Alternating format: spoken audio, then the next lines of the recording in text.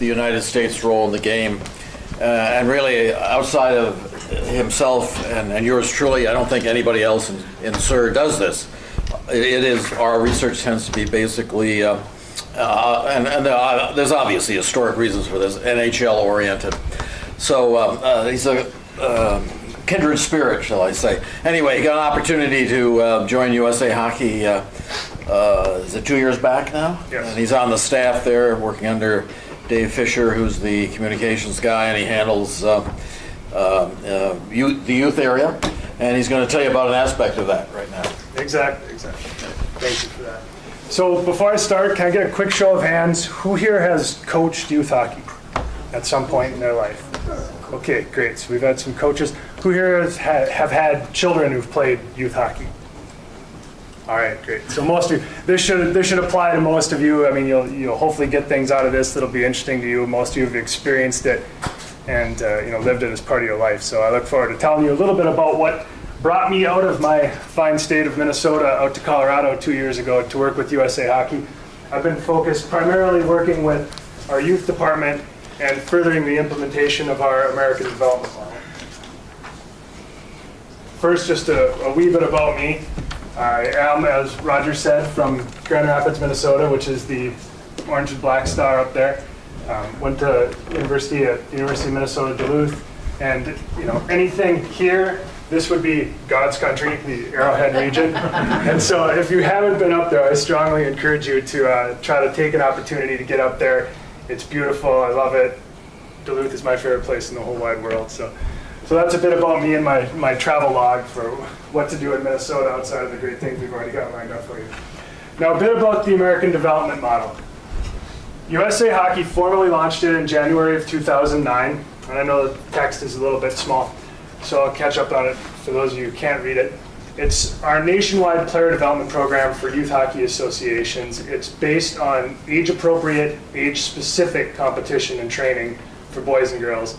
And one of the key elements of it is that it begins with their first strides on the ice and really continues through their age 18 years. It's not just about mites, and there's a bit of a misconception in the field because we started with the implementation of it largely with mites, and that's been the very visible part of it, that it's mites related only, but it actually begins at the first strides and continues to slide with them as they develop in an age-appropriate manner.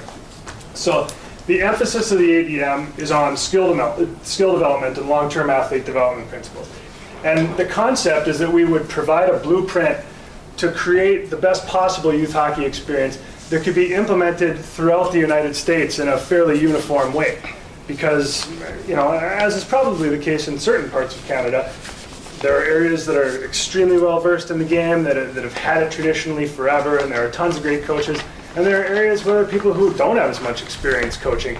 And so it's important to be able to provide a turnkey solution for them to be able to provide an optimal training experience for kids in all of those markets. And you can imagine how it's especially important in a place like the United States, where there's large regions of the country that have very little hockey background, but a growing number of players who are now playing the game. So I'm going to focus specifically on the 8U component of our American development model. And what you'll hear through this is some components of things that touch on what Mr. Fletcher spoke about earlier with the newfangled analytics that have come into the game and some of the research underpinning. So I'm taking a little departure from my usual historical SUR viewpoint and focusing on the smaller side, which is the analytical data side of it for some of this presentation. So at 8U, there are key components to the American development model that include, as you can see, a 3-to-1 practice-to-game ratio, which, as Monica and I were discussing last night, they're all important parts, but this one is near and dear to my heart as someone who coaches both hockey and baseball. There's very little development that's happening in most games when a kid is maybe touching the puck for a matter of seconds over the course of a game, right? The real skill development happens in practice, and unfortunately, society has gotten so caught up in this pursuit of scholarships and the money side of things that it's really lost sight of what we're trying to do with youth hockey players, which is to develop their skills. Really, the outcome of a 12U hockey game is meaningless, essentially. I mean, it's kids hockey. Like, what it's supposed to be about is developing those kids' skills. Well, skill development happens in practice, and practice happens at home. So skill development happens at home. You don't have to drive all over the country. You don't have to go to these far-flung showcase events where people are going to get you exploded. It's not about that. It's about practicing and refining the skills and how you practice the right way to refine those skills. 50 to 60 ice sessions per season. Another key element, and that goes along with this part, is that we encourage, as part of the American development model, that kids play multiple sports.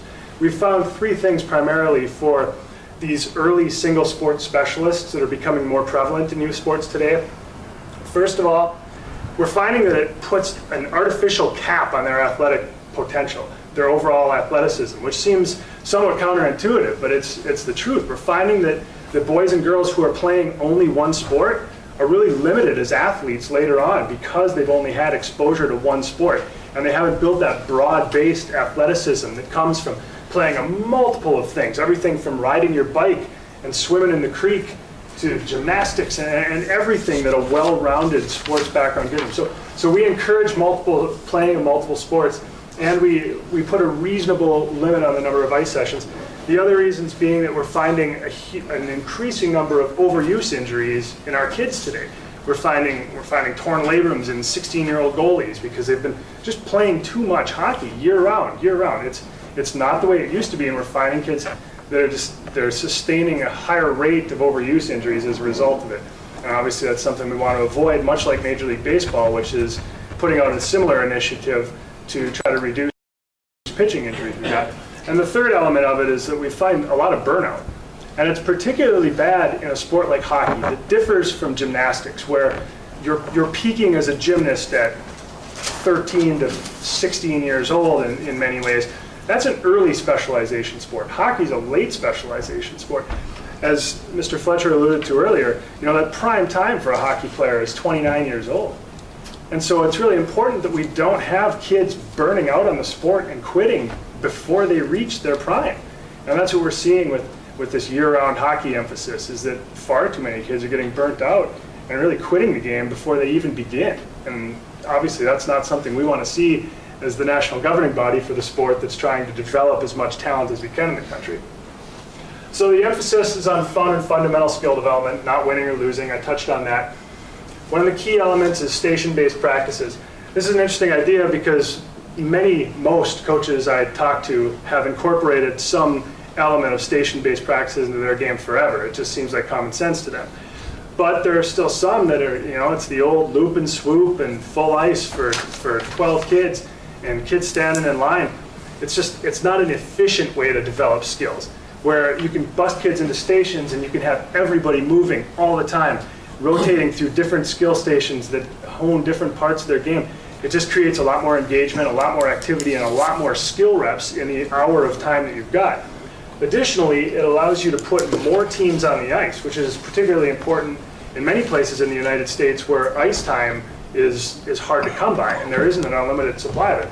Well, now all of a sudden you can put these kids from playing twice a week to maybe getting a third day of practice in a week for the same price, because you've freed up the ice time, because maybe you can have 2 teams of mites, 3 teams of mites practicing at the same time. So we provide a format complete with practice plans, 50 or 60 of them. They'll show you how to implement having 25, 30, even up to 40 kids on the ice at a time, still getting an efficient skills practice. No full-time goalies. I was discussing this earlier. At 8U, we don't want any kid playing goalie exclusively. We want them to be playing every position, first and foremost, because we want them to learn how to skate well, which is important even for a goalie. But it's important because at 8U, you don't know what these kids are going to be. You can't take a kid and say, oh yeah, you're a goalie. 8 years old, we can tell you're a goalie. Who knows what they could become? Again, it's a late specialization sport. So we want to avoid having kids playing full-time goalie. We want them having a taste of goalie if they want it, sure, but we want them playing all the positions at that age because there's a long road ahead of them still.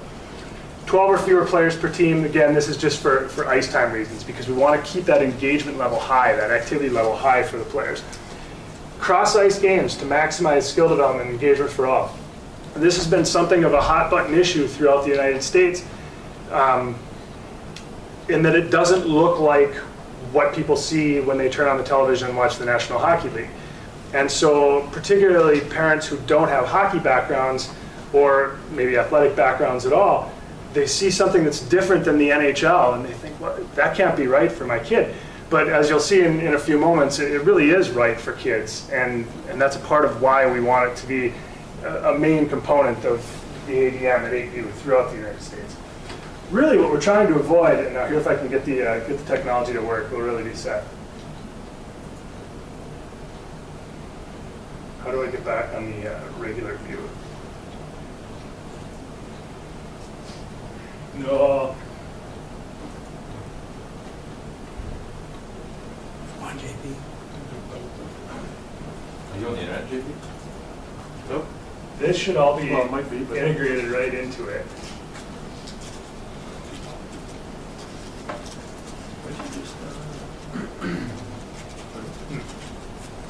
Oh, my play button's not working, that's not good. All right, well, for the sake of time, we'll save this. This was my humor. This was gonna be my joke. My lighthearted part. All right, how do I get back to the regular view? Yeah, the joke's on me, right?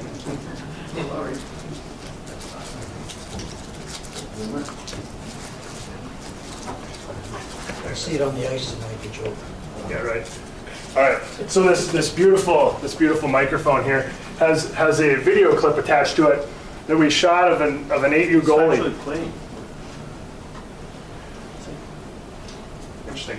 Has a shot of a goalie in a full ice 8U game, and as I'm sure you've all seen, if you've coached it or if you've had kids involved in it, the goalie is on one end of the ice and the puck is 200 feet away on the other end, and so you got this 8U kid and he's swinging his stick at these imaginary butterflies, and then he's falling on the ice, and then he gets up and he falls again, and he gets up and he falls again, and then he starts rolling around on his back. Meanwhile, no puck has come anywhere near his end of the ice. And so the point with that slide was, this is what we're trying to avoid with cross ice play. As you can imagine, it keeps kids engaged all the time, even the goalies and things like that. And one key point of the American development model is that some people might question, oh wow, is it really necessary to re-envision the way we teach kids? I mean, we've been teaching hockey for a long time, we've developed a lot of players, clearly we must be doing something right, what's with all these newfangled ideas? But as you can see, really, the research underpinnings of the American development model are founded on decades and decades and decades of hockey wisdom. You can see here this piece from Tarasov's Road to Olympus in 1969, talking about his method for integrating what you have basically as a station-based practice here. And you can see that in one area they're playing a cross-ice game, and they've got groups split into 3, and it's very similar to the things that we're coming out with now. And it's because the American development model took into account all of this wisdom and research that has been done through the decades of hockey development to really try to come up with a model that was the best of all worlds for developing kids. So the truth is, it's not really as newfangled in at least every element as some may say it is sometimes. Some more thoughts from Tarasov. Emphasis on skill development and execution at high speed, up to 40 men practicing on a single sheet simultaneously. Minimal time spent in on-ice explanations during practice. That's one thing we have emphasized heavily with our coaches, is to keep the discussion on the ice to a minimum. These are kids, they have short attention spans. We want them to be moving out there, practicing out there.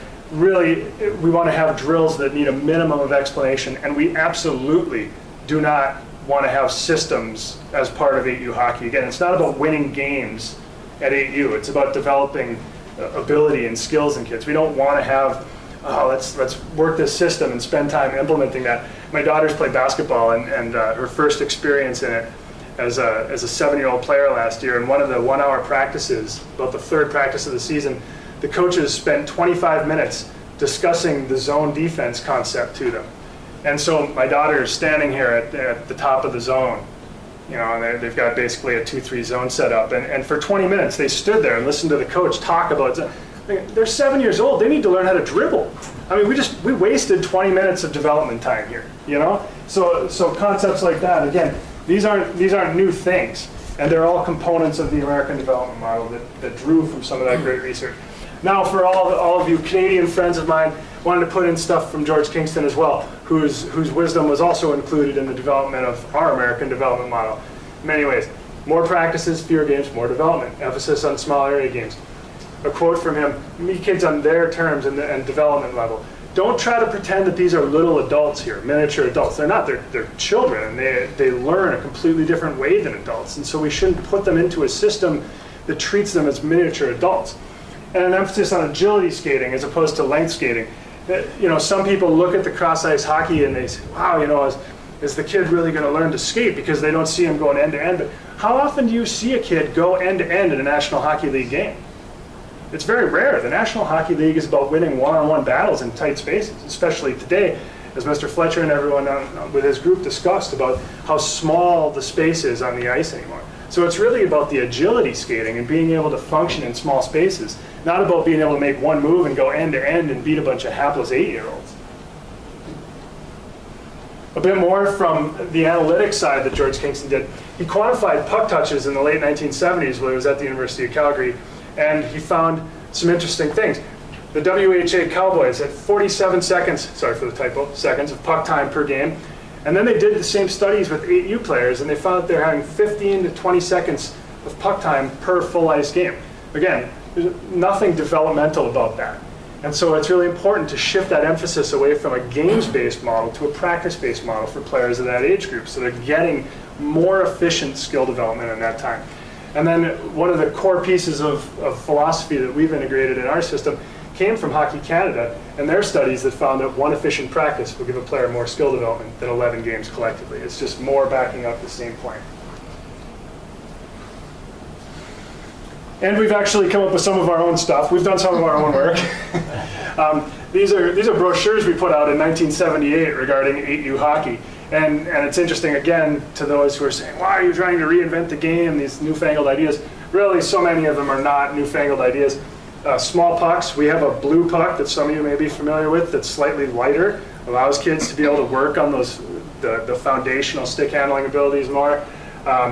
6 small goals, portable boards to divide the rink, the blue lines you can see. We've got a cross-ice game set up here. On this side, we've got sharing ice, 2 or 3 practices to every game. Games should be played across the rink. So you can see that a lot of this stuff was conceived by some of the world's greatest hockey coaches, including some of our own, like Lou Vero and Herb Brooks, ideas for making more efficient development time for kids. Now, if this doesn't work, we're going to have a big problem. This will be really bad if we can't find a way to make this work. You're going to have to at least get me on the internet if I can't do that. Oh.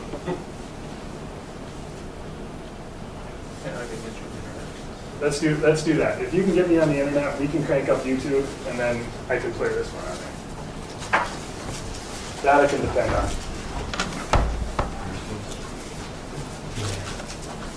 Yep.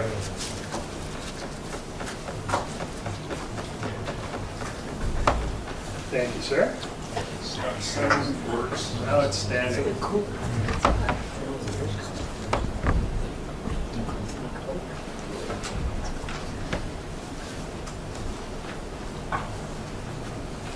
All right. Where's the? There it is. Oh, it's fast. It's fast. Okay. So. It's not on the projector. Oh yeah. Okay.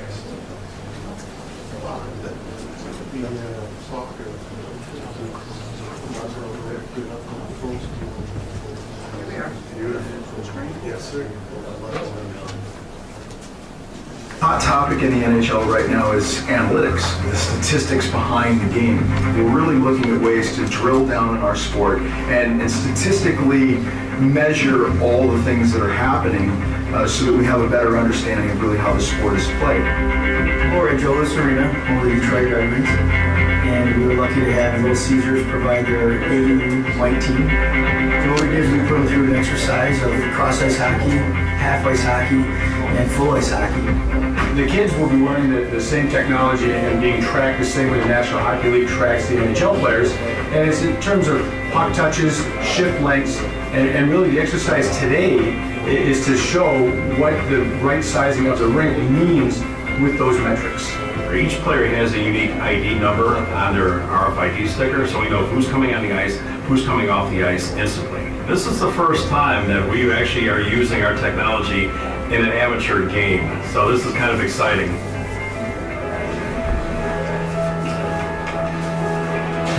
Well, in the cross-ice game, what I saw was a lot of body contact. Well, it's not as big and you have to work in more tight spaces, and it's a little bit harder because everybody gets on you quicker. During the cross-ice game, I stick handle two people and I shot top shelf and scored. I got to touch the puck more in cross-ice. In the half-ice game, what I was amazed about was the puck control, which allowed them to make short 5-foot puck support passes. When you open it up to the large sheet, to the full ice game, what you see really is one-on-one hockey. Yeah, basically it's one move, it's one bounce of the puck, and then it's a full ice breakaway.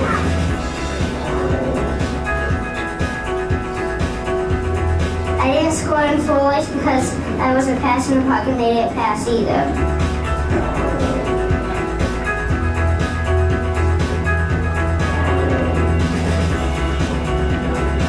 Well, full ice, you don't get to touch the puck anymore unless you're playing not a that good skilled team. Cross ice, you get to touch the puck more no matter what, and you have lots of good scoring chances. On full ice, you don't get that many scoring chances. What we're able to prove in a setting like this is that the statistics behind the game for cross-ice hockey are a lot closer to what the NHL is than the full ice game at 8 and under. I think those small area battles are huge, and cross ice really helped my development, as a youth. As I'm sitting here watching my child play, I don't know how many times he's touched the puck. I don't have a stopwatch. I don't know what he's doing. I'm hoping he's having fun and learning and building skill. But to know that for a fact is reassuring.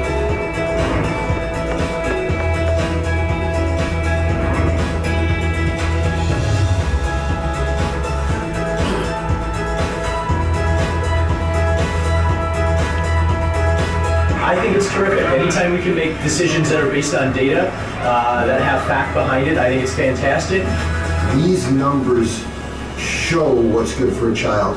Now I think it's up to us to take a step back and say we're willing to institute programs that help kids fulfill their potential. I think that's who USA Hockey is. I think that's what we should do.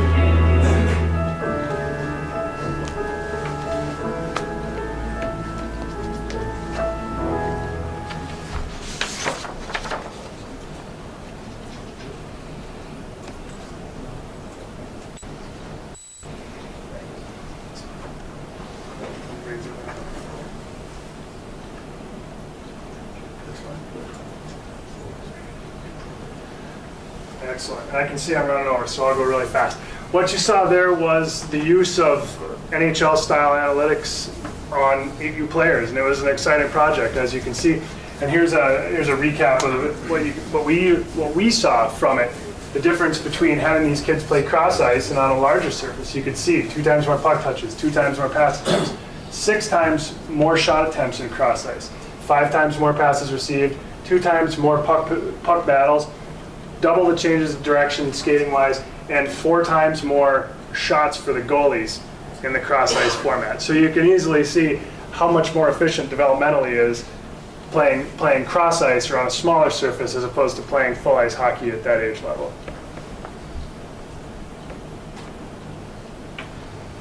That's all I got, especially given the fact that I'm already like 10 minutes over. So, any quick questions?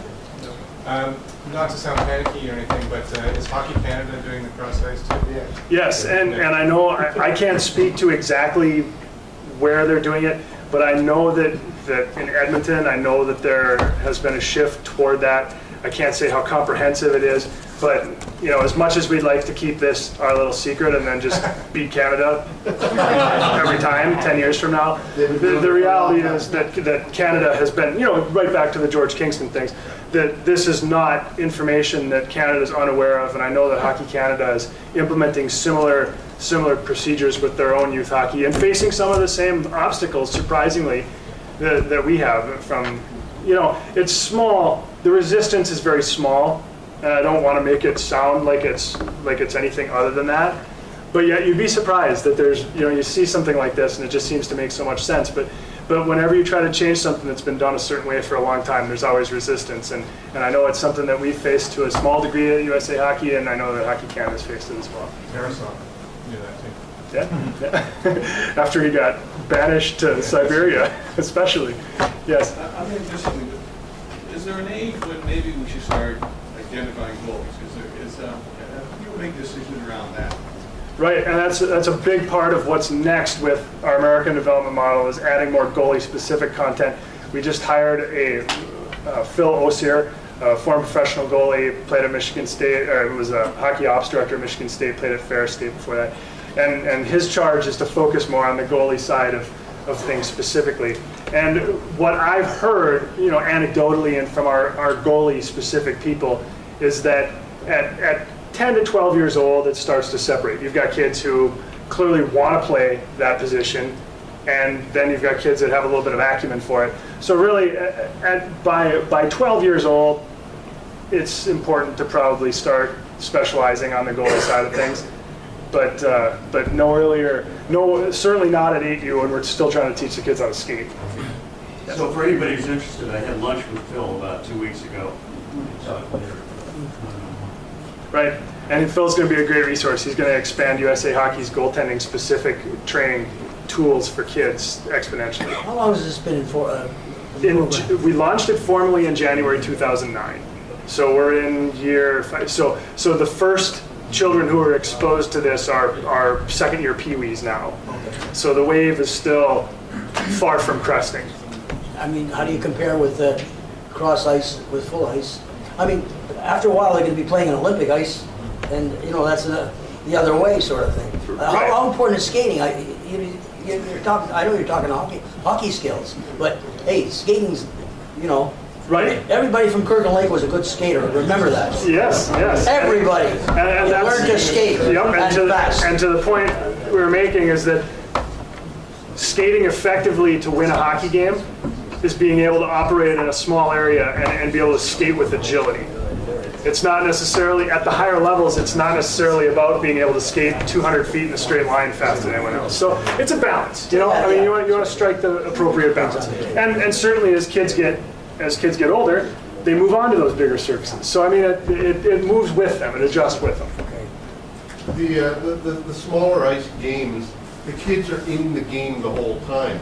They're never out of the play, so they are constantly skating. And you got to imagine these are kids with shorter legs. I mean, they don't need 200 feet to play on. My son played on a rink that was, there's a couple of rinks in Oakville that are 50 feet wide by 125 feet long. And they're playing 3-on-3 in that. So you're always in the game. There's no strategy development. It's just kids out there freewheeling. And the kids were always skating non-stop for the entire time they were on the ice, and they came off completely exhausted at the end of their 45 minutes, and it was a really good development. There is, once they graduate onto the bigger ice, there is an adjustment that needs to be made, because now you're actually playing hockey by rules, right? And there is a bit of an adjustment period for them there, but they catch on quick enough. Right, and to your point about the shorter legs, we've done measurements to find that kids, 8U kids with their legs that length, the number of strides it takes for them to go boards to boards sideways, cross ice, is approximately the same number of strides that it takes an adult to go end to end. So it scales it, I guess, it would be the best way to describe it. Yes? Yeah, it seems to me that maybe what you might need to add is some intermediate components rather than skating the full length of the ice, is to skate for, let's say, from goal line to blue line, just simply for one reason, and that's to get the people to feel, or the kids to feel, what it's like to skate full stride and controlling the puck, just so that they have that aspect of muscle memory and can integrate their movements, because when you have something that you described, you have play that is chopped up. you're going for 5 strides, all of a sudden you're interrupted and you got to go in a different fashion. So stop, start, as opposed to being able to fully skate for a period of time and develop that part of it. Definitely. And that's a big part of the station-based practices and the practice-to-game ratio, is that in a station-based practice, you could have a station that's a third of the ice or half of the ice to work on drills where they perhaps take a puck from behind the goal and bring it up to the top of the circles and make an outlet pass and loop through the neutral zone and come back and attack. So they're really playing a half-ice game and getting that full-speed skating over a long period and being able to work on those skills and implement it, definitely. Go ahead. I think you were next right here. Yep. I always hate to take the opposite view of things, but realistically here in Minnesota, when I was coaching, we got on the ice on January 2nd, if we were likely. The season was over on February 15th. We played 10 games, 2 games a week. We practiced 1 hour a night. We played 2 games, we practiced 3 hours. The rinks aren't big, full size like that, but for the kids to have a hockey experience and get to play some games, your model is not very convincing. The kids have to learn to play hockey. I wish we had Darby Hendrickson back down here again, and then having Darby describe how he learned hockey on the range. I don't think it was 1/3 of the ice. Well, we learned how to play hockey on the rinks when I was a kid, on the outdoor rinks and on the lakes. That's what I was just going to say. Don't take a frozen lake and let them go. We don't have that kind of thing. So, if you're going to let the kids play hockey and get 10 games a year, you're going to have to do some organizing so that they know what an offside is, they know what this or that is. And so, I'm not sure the cross-ice thing would be very practical. And we don't play games until 10 and under. We don't play 8 and under. This is all on outdoor ice, with a limited season. And the key to remember there is that, again, we're talking about 6, 7, and 8-year-olds. They don't have the cognitive ability to really grasp all of the rules of the game and the complexities of it. It's more important at that stage in their physiology to teach them the fundamental skills of how to play the game, and then you can integrate the concepts of full ice hockey and systems at 9, 10, and 11, and it's very easy to do at that point in time. Really, with the 6, 7, and 8-year-olds, it's not necessary to teach them offsides at that point, as much as it is to teach them how to skate, and catch passes, and make passes, and receive passes, and give them tons of reps in that kind of environment. When did they learn how to skate before you can do anything? Agree with that for sure. When did they start using a curved stick? Right from the beginning? My kids didn't, but. How do you learn a backhand? Go ahead. Just curious, in a cross-ice game, would the 2 teams split on bench? Is that what They do it, they have the kids split on the bench so they can spill in on both sides. And if you have the hardboard dividers like you saw in there, they have the doors that swing just like regular ones. So the kids come straight off the bench and then out through their respective doors. Or if you have the buzzers to stop it, then it's easy. You just have the one kids come on one side and the other kids go out the other door. Yes. I just want to ask, the stats you had up there for 6 times this, 10 times that, was that just from one group of kids? Like, was that studied in different parts of the USA with larger, groups, or was this just like the kids at Joe Louis Arena and that one thing? Like, Right. was it actually? Not only has it been studied in the USA, it's been studied in Slovakia. It's been one of the groups that we work with closely that did similar puck tracking and activity tracking with their players as well in this age group. So it's been these particular stats were representative of the trial that we did at Joe Louis Arena with that Little Caesars 8U group. But they're reflective and very close to the statistics that we've seen from Slovakia, from Finland, and from Hockey Canada and similar experiments that they've run to test the analytics. Right, yeah, because my sister's a statistician, so that's why I always ask, well, how big was that sample and who was in it? So if it's actually, that gives it more credence. Right, and that's one thing we have an actual activity tracker in our mobile coaching tool that has all of these categories and a few others, so you can focus on a specific player in a practice or a game that you're running, and you can track, you can check off the number of times that they've done certain things, and you can evaluate your practices to see if you're achieving these numbers, and your games as well, to see if you're achieving these kind of numbers developmentally, or if you're coming in below that, and it shows you how you can make adjustments to maybe tweak it and get the mix toward where you want it to be, wherever that level is. If I can add to that, I know from experience when my son was playing in these small ice games, scoring was significantly higher in those games, where 5 times higher than when you get into the later, when you got into the bigger ice games, where an average game would be 15 to 12 instead of 5 to 2, 5 to 3. And it was certainly an adjustment for a lot of these kids when they go from scoring 4 goals a game to scoring a goal every 4 games. Yeah, but it's better on the goalie side. Well, the goalies get lots of shots. That's exactly. It's a lot of practice for that. And they don't seem to get discouraged at allowing 12 goals a game. That's just what happens. And the key thing for us is that we're aiming to make our kids the best they can be at 18 and older. We're not aiming to make our kids the best they can be at 12. We're not about trying to win 12-year-old championships. And that's why it's not that important to teach offside the first time they're on the ice and some of those things. We want to develop that wide base of fundamental skills and their physical abilities as efficiently and as maximally as we can at that age, because you can always teach systems. You can always teach how to win hockey games, but you can't always teach the physical skills after those physiological development windows close. So that's why the emphasis is so much on the long-term view and not about doing things to try to win tomorrow with 8-year-old kids. We should probably wrap it up. I don't want to take up all Bill's time. You already have. I know. Well, thank you very much, Jayson. Yes, you're welcome. Thanks, everyone.